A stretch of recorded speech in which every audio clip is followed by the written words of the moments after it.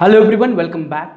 तो बीआरएस पर हम अगला क्वेश्चन सॉल्व करने वाले हैं, इलस्ट्रेशन नंबर 3, राइट। अब इससे पहले जो हमने 4 क्वेश्चन सॉल्व किए थे, हमने इलस्ट्रेशन 1, इलस्ट्रेशन 2 सॉल्व किया, हमने practical example 1, practical example 2 solve किया, जिसमें हमने कंपैरिजन करके point of differences find out किए कि हमने कंपेयर किया passbook with cash book of the same month. फिर हमने इलस्ट्रेशन 2 एंड प्रैक्टिकल एग्जांपल 2 में देखा कि कैश बुक अलग महीने का था, पासबुक अलग महीने का था, राइट। तो वहां पर भी हमने पॉइंट ऑफ डिफरेंसेस कैसे फाइंड आउट करते वो देखा, राइट। तो वो चारों सम काफी अलग थे, उनका रिवीजन आपको करते रहना है। आज से जो हम सम सॉल्व करने वाले हैं उसमें पॉइंट ऑफ डिफरेंसेस आपको एज अ लिस्ट पहले से ही क्वेश्चन में दी जाएगी। आपको पॉइंट ऑफ डिफरेंसेस को फाइंड आउट नहीं करना, आपको ना कैश बुक दिया जाएगा ना पासबुक दिया जाएगा, आपको डायरेक्टली जो पॉइंट ऑफ डिफरेंसेस है कैश बुक एंड पासबुक के बीच में उसकी एक लिस्ट दी जाएगी, आपको बस बीआरएस बनाना है, राइट। बट देखा जाए तो ये थोड़ा सा कॉम्प्लिकेटेड टास्क है, राइट। थोड़ा सा आपको यहाँ पर ज़्यादा एफर्ट्स डालने हैं क्योंकि जो पॉइंट ऑफ डिफरेंसेस है उनकी एग्जैक्ट जगह क्या है वो हमें रिकॉग्नाइज करना है, राइट। फिर वो डेबिट है क्रेडिट है वो हमें रिकॉग्नाइज करना है, फिर रूल अप्लाई करके बीआरएस बनाना है, राइट। तो इस क्वेश्चन को ध्यान से कॉन्सेंट्रेशन से समझो, पढ़ो, रिवाइज करो ताकि हमें आने वाले क्वेश्चंस आसान लगे, right. This is the first question, तो हैव अ प्रॉपर अटेंशन कैसे मैं सॉल्व कर रहा हूँ। Again will go step by step, right. कि जैसे मैं ये सम सॉल्व करूंगा अगला सम भी इसी प्रकार इन्हीं स्टेप्स को फॉलो करके मैं सॉल्व करूंगा। आज का सम अलग तरीके से सॉल्व किया, कल का अलग तरीके से, ऐसा नहीं होगा। तो जो मैं मेथड यहाँ पर बता रहा हूँ या जो सीक्वेंस या जो स्टेप्स में इस सम में सॉल्व करने वाला हूँ या इस सम को सॉल्व करने के लिए यूज़ करने वाला हूँ, same step same method same policy हम नेक्स्ट क्वेश्चन के लिए भी यूज़ करने वाले हैं, राइट। इसमें मैं आपको हर एक पार्ट डिटेल में समझाऊंगा, तो have your full concentration on this question, illustration number 3। तो पहले हम उसे पढ़ते हैं, समझते हैं, फिर सॉल्व करते हैं। तो शुरुआत करते हैं पढ़ने से। फर्स्ट लाइन पर उन्होंने कहा है on 31 March 2019 the cash book of mister Arvind showed a bank balance of 57,400।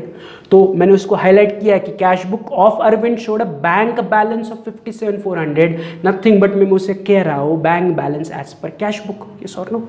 क्या कहा है फिर से वेरी क्लियरली उन्होंने कहा कि अरविंद का जो कैश बुक है उसमें बैंक बैलेंस है 57,400। तो bank balance as per cash book is 57,400। तो उन्होंने क्वेश्चन के पहले लाइन पर आपको अरविंद के क्या दिया है, बैंक बैलेंस दिया है, but as per what, as per cash book.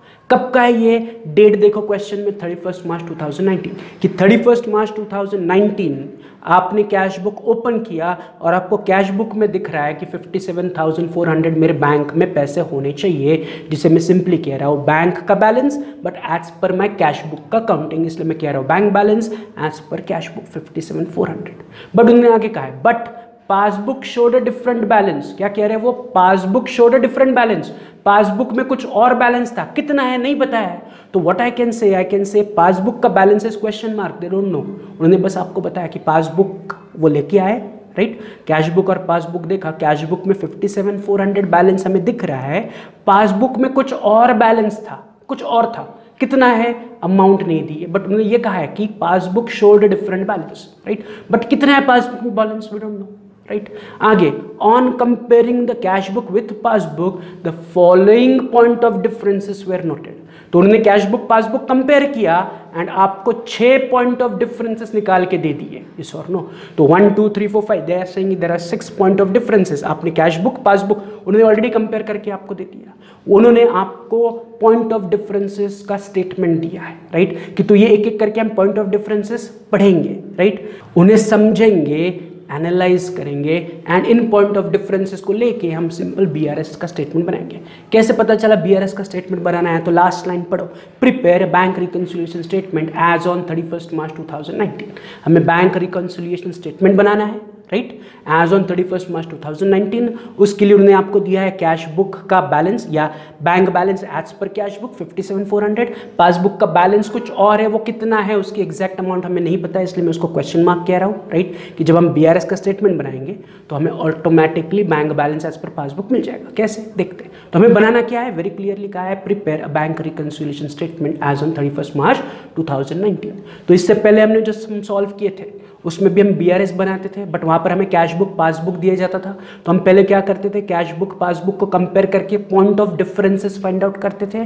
तो जो पॉइंट ऑफ डिफरेंसेस है उन्होंने ऑलरेडी आपको दिए हैं, हमें अब करना क्या है, ध्यान से सुनो मैं क्या कह रहा हूँ, वेरी इंपॉर्टेंट स्टेज, राइट, ये very important step in solving the some.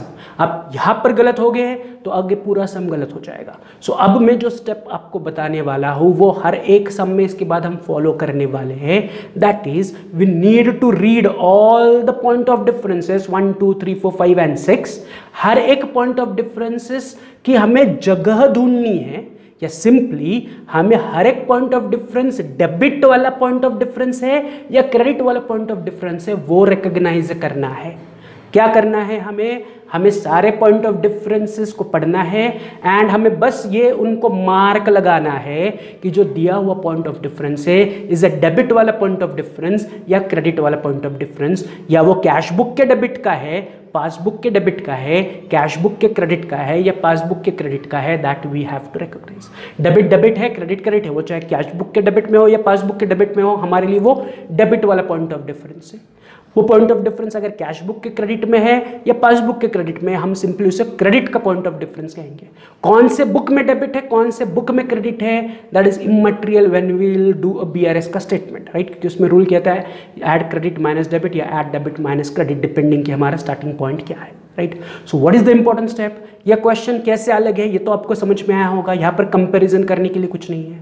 Already जो क्वेश्चन उन्होंने आपको दिया है, they have already compared the cash book with the passbook and आपको ये 6 पॉइंट ऑफ डिफरेंसेस उन्होंने निकाल के दिए हैं। अब हमें हर एक पॉइंट ऑफ डिफरेंस को एनालाइज करना है एंड डिसाइड करना है कि ये डेबिट वाला पॉइंट ऑफ डिफरेंस है या क्रेडिट वाला पॉइंट ऑफ डिफरेंस है। तो शुरुआत करते हैं बाय रीडिंग 1 by 1 ट्रांजैक्शन, उनको एनालाइज करते हैं, डीप में स्टडी करते हैं एंड फिर डिसाइड करते हैं वो डेबिट है या क्रेडिट है, राइट। तो पहला ट्रांजैक्शन या पहला पॉइंट ऑफ डिफरेंस उन्होंने दिया है, cheque of ₹6,350 deposited into bank but not yet collected by bank. तो उन्होंने वेरी क्लियरली कहा है कि 6,350 का चेक आपने बैंक में जमा किया, राइट, आपने बैंक में डिपॉजिट किया, बट उसका एक्चुअल पैसा बैंक खाते में जमा नहीं हुआ है। यस और नो, कि मैंने बैंक में डिपॉजिट स्लिप लगाई, बैंक में चेक डिपॉजिट किया, राइट, अब वो प्रोसेसिंग में चला गया, क्लियरिंग के प्रोसीजर में चला गया, लेकिन 31 मार्च तक 6,350 का चेक क्लियर होके मेरे बैंक खाते में जमा नहीं हुआ। अब मुझे क्या चाहिए, मुझे इसका डेबिट या क्रेडिट चाहिए।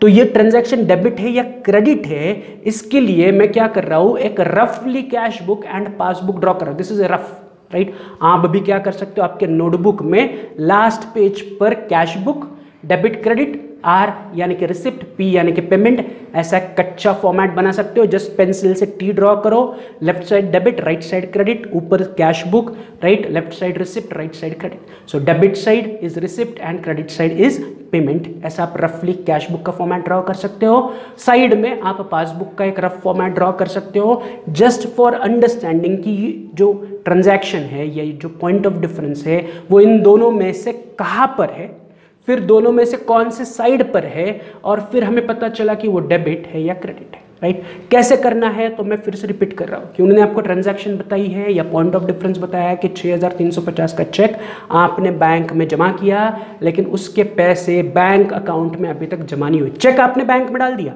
मुझे किसी ने चेक दिया, राइट, वो चेक पर मेरा नाम लिखा था, मैंने उसके साथ पे इन स्लिप ज्वाइन की और चेक एंड पे इन स्लिप लेके मैं बैंक में चला गया। बैंक में जो काउंटर था उस पर मैंने दे दिया, राइट। अब काउंटर पर देने पर इमीडिएटली पैसा मेरे अकाउंट में जमा होगा क्या?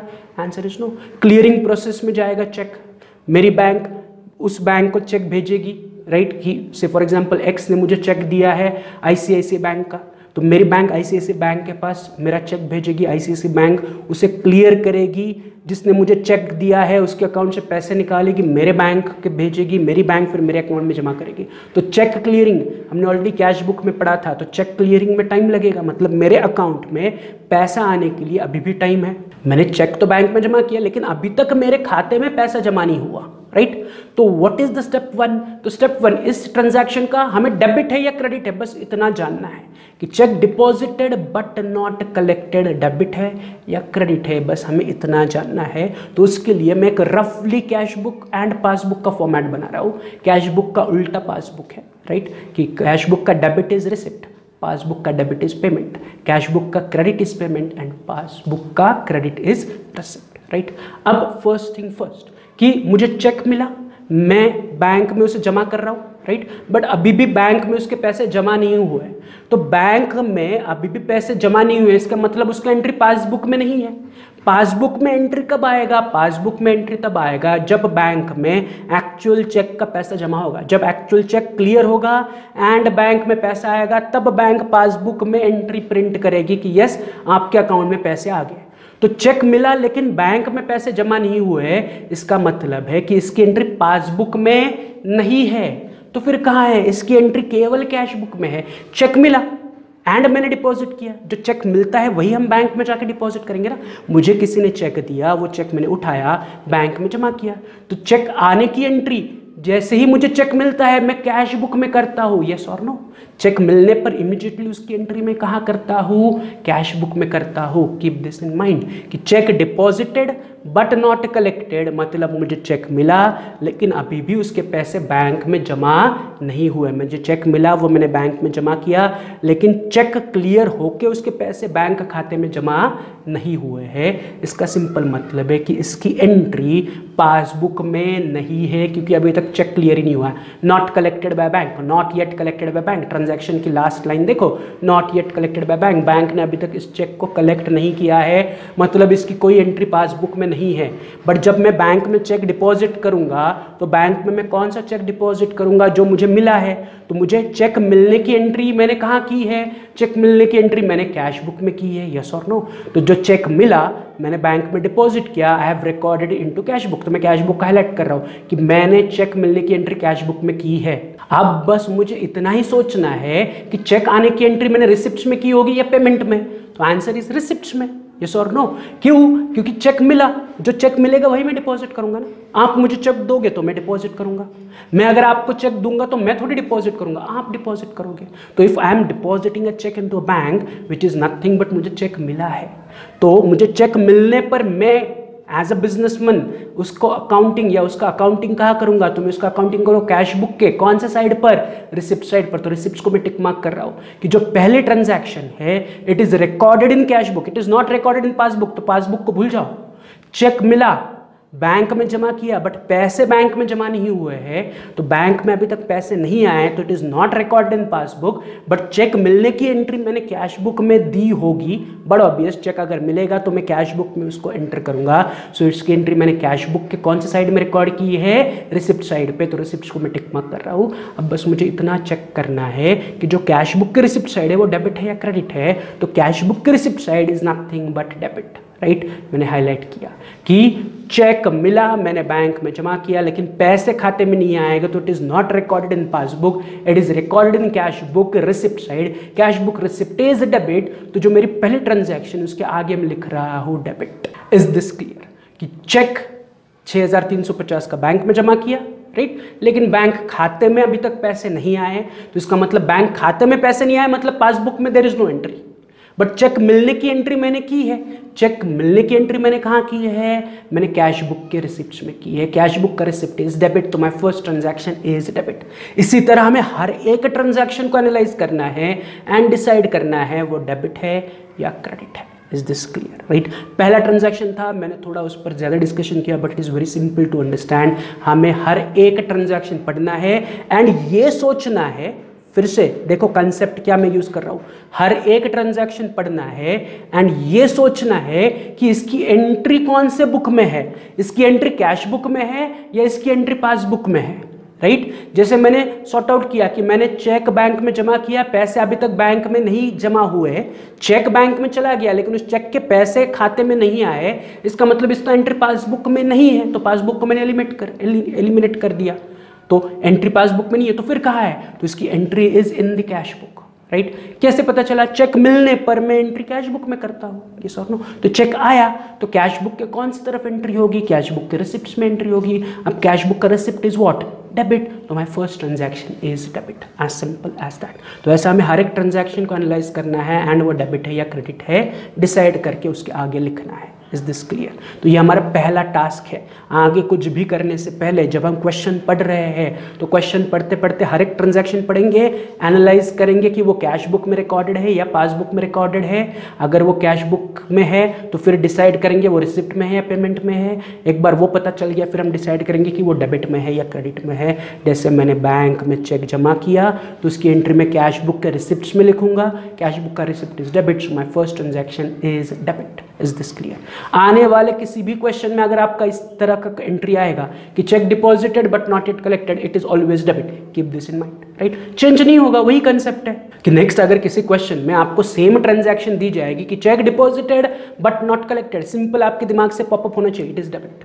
Check deposited but not collected, debit, right. तो ये क्लियर है। तो आगे बढ़ते हैं, चलते हैं ऑन द सेकंड ट्रांजैक्शन। वो कह रहे हैं bank paid our electricity bill 9700 which was not recorded in cash book. Bank ने हमारा इलेक्ट्रिसिटी बिल पे किया एंड उन्होंने वेरी क्लियरली कहा है कि इसकी कोई भी एंट्री कैश बुक में नहीं है। कैश बुक में नहीं है तो फिर कहाँ है, बैंक ने पे किया। तो बैंक जब भी हमारे लिए कोई भी पैसा रिसीव करेगी या पे करेगी तो बैंक उसकी एंट्री पासबुक में करेगी, यस और नो। कैश बुक में हमें तब पता चलेगा जब बैंक से हमें इंफॉर्मेशन मिलेगी या जब हम पासबुक प्रिंट करके लेके आएंगे तब पता चलेगा अरे हाँ बैंक ने हमारा 9700 का इलेक्ट्रिसिटी बिल पे किया, कैश बुक में रिकॉर्ड करो। उन्होंने वेरी क्लियरली कहा है बैंक ने आपका इलेक्ट्रिसिटी बिल पे किया जिसकी कोई भी एंट्री कैश बुक में नहीं है। कैश बुक में नहीं है तो फिर कहाँ है, तो इसकी एंट्री पासबुक में है क्योंकि बैंक पे कर रही है, तो बैंक पे करने पर उसकी एंट्री पासबुक में होगी। It is very simple. Bank ने इलेक्ट्रिसिटी बिल पे किया तो बैंक उसकी एंट्री कहाँ लिखेगी, उसकी एंट्री वो पासबुक में लिखेगी। या हम जाके पासबुक में एंट्री लिखते हैं। पासबुक में एंट्री कौन करता है, पासबुक में एंट्री बैंक करती है। बैंक आपके लिए पैसा पे करेगी या पैसा रिसीव करेगी तो पासबुक में रिकॉर्ड करेगी, यस और नो। अगर मुझे कुछ पैसा मिलता है, मैं किसी को चेक देता हूँ तो मैं उसे कैश बुक में रिकॉर्ड करूंगा। मैं अकाउंटिंग करूंगा कैश बुक में, बिजनेसमैन अकाउंटिंग करेगा कैश बुक में एंड बैंक अकाउंटिंग करेगी इन द पासबुक में। वही अकाउंट जो हम मेंटेन कर रहे हैं बैंक के साथ। सो मेरा बैंक के साथ अकाउंट है, उस अकाउंट का हिसाब मैं भी करूंगा, मैं उसका एंट्रीज हिसाब कैश बुक में रखूंगा, बैंक भी उस अकाउंट का हिसाब रखेगी इन पासबुक। तो सेकंड ट्रांजैक्शन में वही कह रहे हैं कि बैंक ने हमारे लिए इलेक्ट्रिसिटी बिल पे किया जिसका एंट्री कैश बुक में नहीं है, तो फिर कहाँ है, उसका एंट्री पासबुक में है। अब बस मुझे इतना ही सोचना है वो पासबुक के रिसिप्ट्स में है या पेमेंट में है। तो बैंक ने आपके लिए इलेक्ट्रिसिटी बिल पे किया तो बैंक उसकी एंट्री पासबुक के पेमेंट में करेगी, यस और no. So it is very simple. Bank ने आपके लिए इलेक्ट्रिसिटी बिल पे किया तो उसकी एंट्री वो बैंक पासबुक में करेगी। On which side, on payment side. Bank पे कर रही है तो बैंक पासबुक में एंट्री करेगी एंड वो पे कर रही है तो पेमेंट साइड में एंट्री करेगी। अब बस मुझे इतना ही चेक करना है पासबुक का पेमेंट डेबिट है या क्रेडिट है, तो चेक करो पासबुक का पेमेंट साइड इज डेबिट। सो मेरी सेकंड ट्रांजैक्शन भी मेरे लिए डेबिट बन गई, तो मैं आगे DR लिख रहा हूँ कि second transaction is also debit, right. पहले ट्रांजैक्शन डेबिट थी, दूसरी ट्रांजैक्शन भी डेबिट है। बैंक ने आपके लिए पेमेंट किया, दिमाग में फिट कर दो, बैंक ने आपके लिए पेमेंट किया, डेबिट। Is this clear? या go by the procedure. Bank ने पेमेंट किया तो बैंक रिकॉर्ड कहाँ करेगी, पासबुक में। कौन सी साइड पर रिकॉर्ड करेगी, पेमेंट साइड पे। तो payment side is what, debit. तो my second transaction is debit, as simple as that, right. तीसरी transaction, cheque issued to supplier, right. ध्यान से देखो या ध्यान से सुनो। Cheque issued to our supplier 15100 was not presented for payment up to 31st March 2019। तो वो कह रहे हैं कि मैंने चेक इशू किया। चेक इशू किया मतलब मैंने चेक किसी को दिया। हमने जब कैश बुक पढ़ा था तो हमें पता है चेक इशू करना मतलब कि मैंने चेक बुक निकाली, उस पर मैंने सामने वाले पार्टी का नाम लिखा, से मिस्टर राजेश, राइट। अमाउंट लिखी 15,100 रुपया और चेक उसको दे दिया। So I issued a cheque, right. But अभी भी राजेश ने वो चेक अपने खाते में जमा नहीं किया है, मतलब राजेश का चेक अभी भी हमारे बैंक के पास क्लियरेंस के लिए नहीं आया है। मैं राजेश को दूंगा, फिर राजेश अपने बैंक में जमा करेगा, फिर राजेश की बैंक हमारे बैंक को चेक भेजेगी, फिर हमारी बैंक हमारे अकाउंट से पैसे निकाल के राजेश के बैंक को पे करेगी। So it will take a time. मैंने चेक दे दिया राजेश को, बट अभी भी राजेश का चेक हमारे बैंक के पास नहीं पहुंचा है। क्या कह रहे हैं कि cheque issued but not presented for payment. हमने चेक इशू किया बट अभी भी वो चेक बैंक के पास अभी भी प्रेजेंट नहीं हुआ है। तो इसका सिंपल मतलब है इसकी कोई भी एंट्री पासबुक में नहीं होगी, क्योंकि अभी तक चेक मैंने जो राजेश को चेक दिया है वो राजेश के पास ही है या फिर राजेश के बैंक के पास है, हमारे बैंक तक नहीं पहुंचा है। तो बैंक पासबुक में एंट्री तब तक नहीं करेगी जब तक बैंक इस चेक का पेमेंट नहीं करेगी। तो इस चेक का पेमेंट बैंक से अभी तक नहीं हुआ है, इसका मतलब ये जो तीसरे पॉइंट ऑफ डिफरेंस है, it is not recorded in passbook. तो पासबुक एलिमिनेट हो गया कि ये वाली ट्रांजैक्शन पासबुक में हो ही नहीं सकती, क्योंकि अभी तक चेक का पेमेंट ही नहीं हुआ है बैंक से। यस और नो। तो फिर इसका एंट्री कहाँ है? तो इसका एंट्री कैश बुक में होना चाहिए। अगर मैं चेक पर राजेश का नाम लिखूंगा, राजेश के हाथ में लिखूंगा, मैं इमीडिएटली उसकी एंट्री कैश बुक में करूंगा। यस और नो। तो जो मेरा तीसरा पॉइंट ऑफ डिफरेंस है, इसका मतलब है मैंने चेक दिया बट वो चेक अभी भी बैंक के पास, मेरे बैंक के पास पेमेंट के लिए नहीं पहुंचा है। तो इसका मतलब बैंक से अभी भी इस चेक के पैसे नहीं कटे हैं, राइट। मतलब बैंक ने इसका अभी भी एंट्री पासबुक में नहीं किया है। तो फिर इसका एंट्री है कहाँ पर? इसका entry is only in cash book. On which side? मैं चेक इशू कर रहा हूँ, तो चेक इशू कर रहा हूँ मतलब मैं चेक दे रहा हूँ, तो मैं इसका रिकॉर्ड करूंगा on the payment side. Yes और नो। तो जो मेरा तीसरा पॉइंट ऑफ डिफरेंस है चेक इशूड की एंट्री एज अ अकाउंटेंट और एज अ बिजनेसमैन मैं कैश बुक के पेमेंट में करूंगा कि मैंने चेक इशू किया, I paid through cheque. Cheque issued will be recorded on cash book payment side. अब बस मुझे इतना ही चेक करना है, कैश बुक का पेमेंट इज डेबिट और क्रेडिट। तो कैश बुक का पेमेंट इज क्रेडिट, यस और नो। तो कैश बुक का payment side is credit, nothing but मेरा तीसरा point of difference is credit. Is this clear? तो मैंने क्या किया, मैंने तीसरे पॉइंट ऑफ डिफरेंस को एनालाइज किया। बस मैंने इतना सोचा कि इसकी एंट्री कैश बुक में है या पासबुक में है। मैंने शुरुआत में ही पता चल गया कि ये पासबुक में हो ही नहीं सकता, क्योंकि अभी तक इसका पेमेंट नहीं हुआ है। तो बैंक ने अभी तक पासबुक में इसका कोई एंट्री नहीं डाला है। तो फिर इसका एंट्री कहाँ पर है? मैंने चेक इशू किया है, तो चेक इशू करने की entry is always cash book के पेमेंट में। चेक देने की एंट्री में कैश बुक के पेमेंट में लिखूंगा। तो कैश बुक का पेमेंट इज क्रेडिट, तो मैं तीसरे नंबर की ट्रांजैक्शन इज क्रेडिट, राइट। या ये और एक चीज़ दिमाग में डाल दो, आने वाले क्वेश्चन में आपको आसानी होगी कि cheque issued but not presented is always credit. पहला एंड तीसरा transaction are opposite of each other. पहले ट्रांजैक्शन में मैंने बैंक में चेक जमा किया लेकिन बैंक में अभी तक पैसे नहीं आए, is debit. And check issued, मैंने चेक इशू किया बट अभी भी उसके पैसे बैंक से कटे नहीं हैं, इज क्रेडिट, राइट। तो अगर आप ऐसे याद रखना चाहते हो तो ये भी आसान है, नहीं तो गो स्टेप बाय स्टेप कि चेक इशू किया, राइट, लेकिन उसका पेमेंट नहीं हुआ, मतलब पासबुक में कोई एंट्री नहीं है, इसका मतलब कैश बुक में एंट्री है। एज अकाउंटेंट मैं कैश बुक के कौन सी तरफ रिकॉर्ड करूंगा? पेमेंट, क्योंकि मैं चेक इशू कर रहा हूँ, I am paying through cheque. मैं राजेश को चेक दे रहा हूँ तो राजेश को मैं पे कर रहा हूँ पैसा थ्रू चेक, तो इसकी एंट्री कैश बुक के पेमेंट में, तो कैश बुक का payment is credit. Is this clear? तो ये तीसरा point of difference is credit, right. चौथा इज, उन्होंने कहा है interest on investment 8,800 was collected by bank but was not recorded in cash book. Very clearly कहा है कि बैंक ने इंटरेस्ट कलेक्ट किया जिसकी कोई भी एंट्री कैश बुक में नहीं है। मतलब ये जो चौथा पॉइंट ऑफ डिफरेंस है, इसकी एंट्री कैश बुक में नहीं है, तो फिर कहाँ है? इसकी entry is in the passbook, क्योंकि बैंक आपके लिए पैसा कलेक्ट कर रही है। तो जो चौथा पॉइंट ऑफ डिफरेंस है, it is recorded in passbook. मुझे वही चाहिए कि वो रिकॉर्ड कहाँ है, मुझे वो कहाँ रिकॉर्ड नहीं है वो नहीं चाहिए।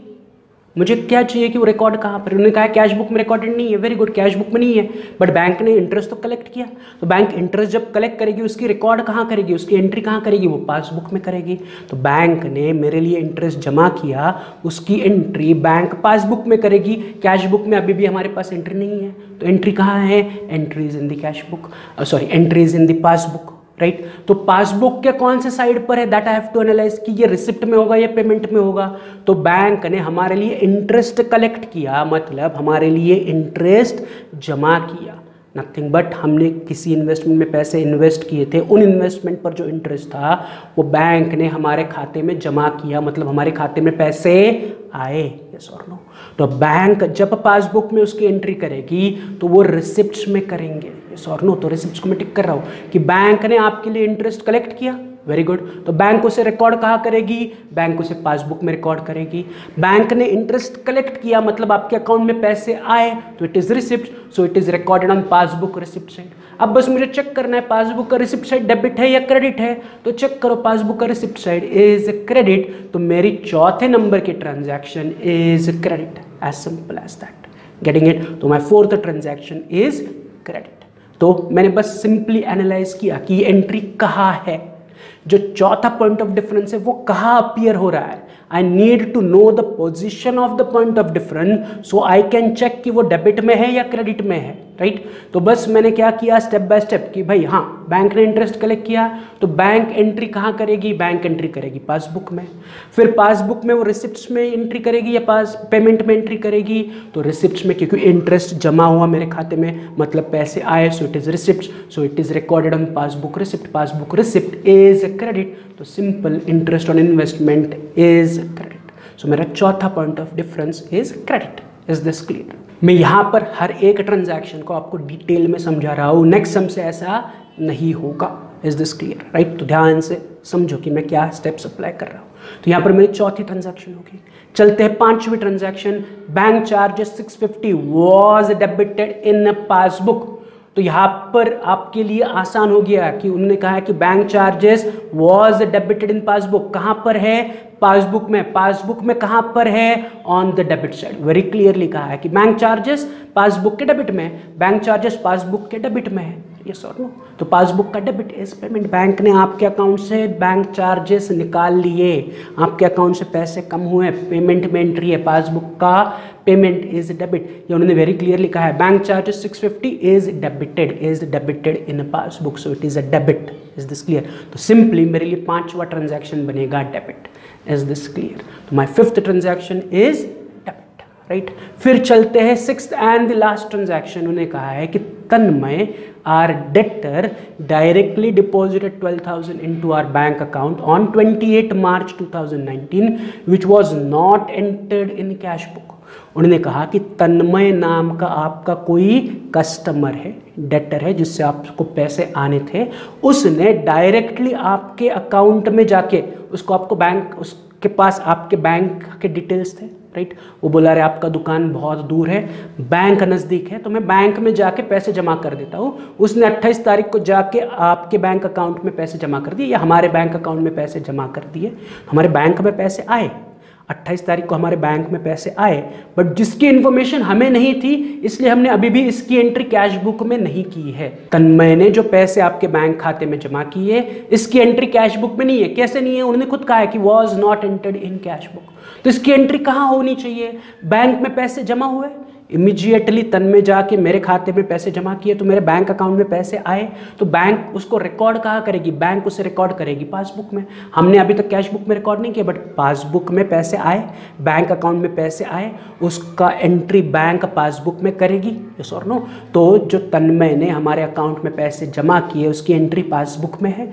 On which side? On the receipt side. Why receipt side? क्योंकि हमारे अकाउंट में पैसे आए, बैंक ने पैसे जमा किए हमारे खाते में, तन्मय ने हमारे अकाउंट में पैसे जमा किए, तो it is receipt for us. तो बैंक पासबुक के रिसिप्ट्स में उसे रिकॉर्ड करेगी, यस और नो। तो बस मुझे इतना सोचना है कि पासबुक का रिसिप्ट इज डेबिट और क्रेडिट, तो पासबुक का रिसिप्ट इज क्रेडिट, कि जो पैसे तन्मय ने मेरे अकाउंट में यानी कि बैंक अकाउंट में जमा किए उसकी एंट्री पासबुक के रिसिप्ट साइड में है, पासबुक का रिसिप्ट इज क्रेडिट, तो last transaction is credit for me. Is this clear? तो जो छठा पॉइंट ऑफ डिफरेंस है इज क्रेडिट, राइट। तो देखो मैंने क्या किया, अभी तक हम सम सॉल्व करने से काफ़ी दूर है। मैंने हर एक ट्रांजैक्शन को पढ़ा, उसे एनालाइज किया, बस ये रफली मैंने समझने के लिए कैश बुक एंड पासबुक का एक रफ फॉर्मेट सामने रखा ताकि हमें समझ में आए, राइट, कि एंट्री कहाँ पर है। हर एक ट्रांजैक्शन को मैंने एनालाइज किया, पहले ये जॉट डाउन किया ये सॉर्ट आउट किया कि ये जो एंट्री है, ये जो पॉइंट ऑफ डिफरेंस है वो कैश बुक में रिकॉर्डेड है या पासबुक में रिकॉर्डेड है। कहाँ रिकॉर्डेड है वहाँ हमें जाना है। फिर मैंने डिसाइड किया या फिर मैंने एनालाइज किया कि ठीक है कैश बुक में है तो वो रिसिप्ट में है या पेमेंट में है, पासबुक में है तो वो रिसिप्ट में है या पेमेंट में है, एंड फिर मैंने साइड देखा कि अगर वो कैश बुक का रिसिप्ट है तो it is debit, cash book का पेमेंट है तो इट इज़ क्रेडिट, यस और नो, पासबुक का पेमेंट है तो डेबिट, पासबुक का रिसिप्ट है तो क्रेडिट, एंड फिर ट्रांजैक्शन को मैंने बस डेबिट क्रेडिट इतना ही मार्किंग दिया, इससे ज़्यादा मुझे और कुछ मार्किंग नहीं देना है। बस मुझे एंड आंसर क्या चाहिए कि जो पॉइंट ऑफ डिफरेंस है it carries a debit balance और it carries a credit balance, as simple as that. ताकि BRS के जो रूल है वो बस इतना ही कहता है ऐड डेबिट माइनस क्रेडिट या add credit minus debit. Is this clear? तो यहाँ पर हमारा सबसे इंपॉर्टेंट टास्क कंप्लीट हुआ कि हमने सम पढ़ा, हर एक ट्रांजैक्शन को डेबिट है या क्रेडिट है इसमें एनालाइज किया। अब हमारा अगला टास्क है कि हम BRS बनाएंगे। तो these are the 4 steps we need to use to prepare BRS. Step 1, draw the format. Step 2, select starting point. Step 3, select a formula as per starting point. And step 4, prepare BRS. But ये जो steps है, ये 4 चीज़ें हम करेंगे in the next lecture. आज का आपका ये काम है कि ये जो लेक्चर है थोड़ा लेंदी था, शायद बोरिंग था, आई डोंट नो, तो उससे आप फिर से रिपीट करो कि हर एक ट्रांजैक्शन का मैंने एनालिसिस कैसे किया, कि मैंने उसको पार्ट टू पार्ट एनालाइज किया। पहले मैंने बुक, फिर बुक की कौन सी रिसिप्ट या पेमेंट, फिर डेबिट या क्रेडिट, तो मैंने स्टेप बाय स्टेप एनालिसिस किया। पहला समय थोड़ा सा टाइम लगेगा, आने वाले सम्स में हमारा ये काम फास्ट होगा, राइट, एंड जल्दी जल्दी हम सम सॉल्व कर सकते हैं। तो what is your today's task is कि ये लेक्चर रिपीट करो, देखो मैंने हर एक ट्रांजैक्शन को कैसे असर्टेन किया, डेबिट है या क्रेडिट है, एंड दूसरा कि फॉर्मेट ड्रॉ करके रखो। जो पहला स्टेप है ड्रॉ फॉर्मेट रेडी करके रखो, इतना आपका होमवर्क है, राइट। एंड अगर आप सॉल्व कर सकते हो तो वेरी गुड, बाद में देखो स्टार्टिंग पॉइंट क्या होना चाहिए, उसके हिसाब से फॉर्मूला देखो। डेबिट क्रेडिट तो हमारे पास है, तो उसके हिसाब से रूल से ऐड डेबिट या लेस डेबिट या ऐड क्रेडिट या लेस क्रेडिट वाला रूल यूज़ करो एंड सम सॉल्व करो, ट्राई करो। आई एम नॉट सेइंग कि आपसे बनना चाहिए, अगर कर सकते हो वेरी गुड, नहीं तो बस फॉर्मेट रेडी करके रखो। लेक्चर को रिवाइज करो, हर एक पॉइंट ऑफ डिफरेंस कैसे मिला उस पर ध्यान दे दो एंड फॉर्मेट रेडी करो। तो आज का लेक्चर में यही कंक्लूड कर रहा हूँ। कल आने के बाद हम स्टार्टिंग पॉइंट सिलेक्ट करेंगे, फॉर्मूला सिलेक्ट करेंगे एंड स्टेटमेंट बनाएंगे एंड नेक्स्ट सम का डिस्कशन स्टार्ट करेंगे, ठीक है। चल तो फिर आज के लिए इतना ही। Have a good day, see you.